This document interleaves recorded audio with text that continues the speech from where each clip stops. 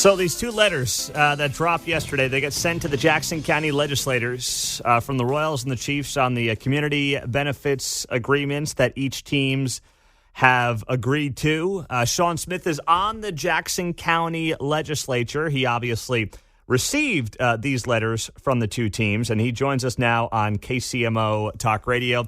All right, first thing I wonder, Sean, is how binding is this actually? Is this just a pretty letter, or is there some legalese that actually makes this more powerful than just the paper it's written on?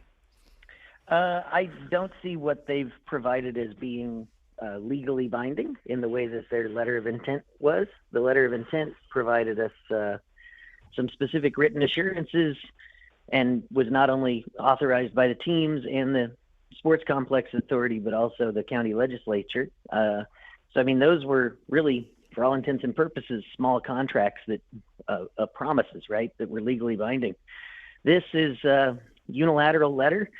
The team's providing us information and ironically saying that they're finished with the community benefits agreement, but choosing not to share those with us for some reason. So I found that odd as well. So what did they not share with you? The actual community benefit agreement.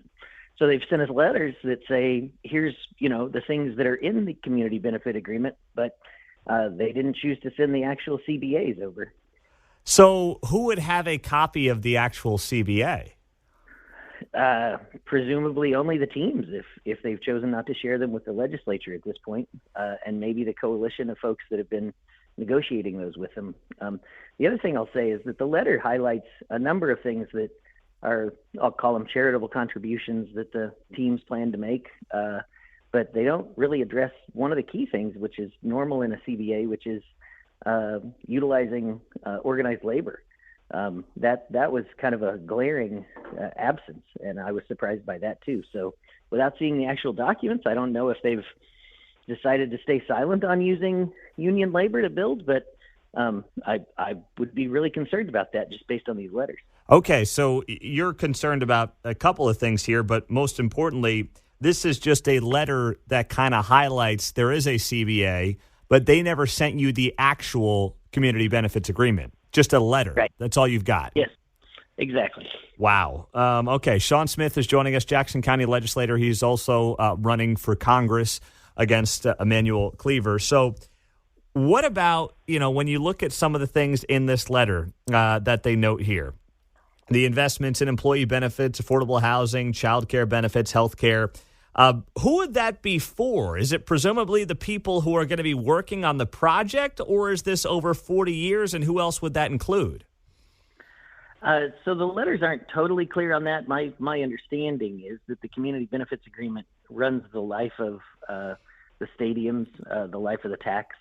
So I would say it's more than just the construction process. Some of it is specific to the construction process, like it mentions child care benefits.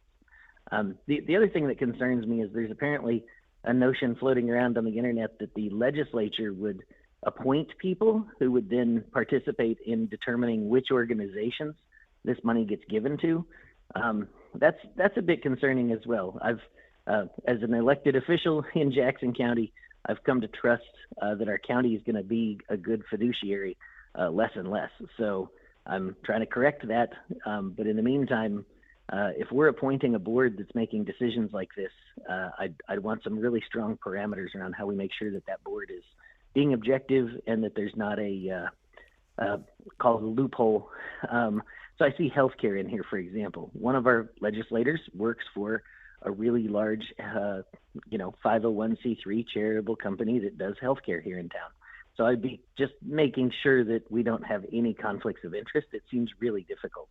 So we're going to have some real meat to make sure that kind of stuff doesn't become a problem. Yeah. No, that's an excellent point, Sean Smith. It is ripe for fraud, for lack of a better word.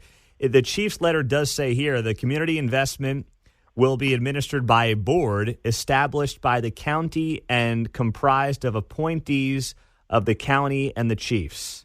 The Chiefs will have the right to appoint 45% of board members, so I guess you guys get the other half or so. So that's the first you've heard of this plan, though, right? There's been lots of ideas bantered about, but that idea of us establishing a board or appointing people to a board, that was news to me, which, like I said, it's more than a little bit concerning, and I just want to make sure we back up and think about whether or not that's really the right answer here. Yeah. Okay. So what else? I mean, as the voter thinks about this and these letters that you guys on the legislature received over the last couple of days from the Royals and the Chiefs, what else should they be thinking about that either the media has not brought up or the teams have not brought up when they're thinking about going to the polls with early voting now open? Yeah, for certain, like I mentioned, the idea that the teams in their CBA don't explicitly call out the utilization of union labor, I'd be very concerned about that. Not that I think that they're backing away from their commitment that's been verbal to use union labor to do the construction process, and not just union labor, but local. We want this to be beneficial for people who live and work in our community. And I'll use another construction project that the county's involved in as an example. We have J.E. Dunn working on building our new detention facility. J.E. Dunn's a great company here in town, but that agreement specifically says that they'll utilize union labor or pay prevailing wage.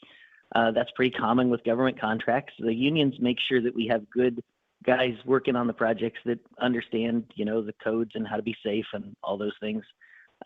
So I guess that there's been some challenges with even our jail project, where some of the labor has been treated as exempt from those requirements if they're working off-site, and that was not our intent. So we're having to enforce and go back and work on that, right? So there's just a lot of details that need to be there, and these letters, they have some interesting promises, but they aren't quite binding yet, and the devil's in the details. And I'm surprised that they didn't choose to send us the details of the actual CBA.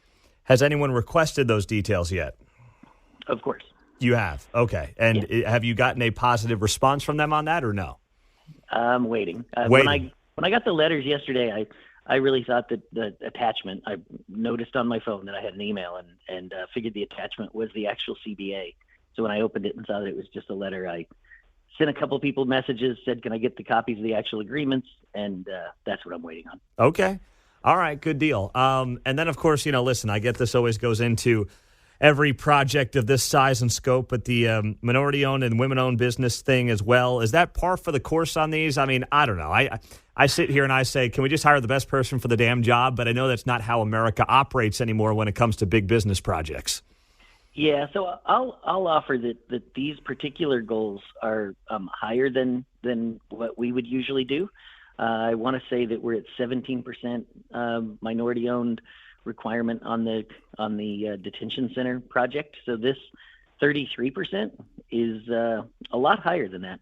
From my perspective, I would invite people to start to think about whether the categories that we've traditionally used, minority-owned, women-owned, veteran-owned, whether those are the categories that are best serving us today in 2024, or whether we should really be saying we want to have a certain amount of participation from just smaller providers, contractors, right? So to me, the whole goal here is to help lift people up. We have some amazing businesses that are now owned and are huge, that are already women-owned or minority-owned. I'm not saying we should exclude those, but I think the original intent behind these kinds of help engagement the little guy. was to help the little guy. Mm-hmm. And these days, the way we're constructing these, I'm not sure they're helping the little guy anymore, but I think we should take a look at that. That's an excellent point. He's Sean Smith. He is in the Jackson County Legislature. He is, of course, also running for Congress as well. Thank you so much for the early visit, Sean. We appreciate you. Thanks, Pete. Have a great day. You as well. Sean Smith on KCMO.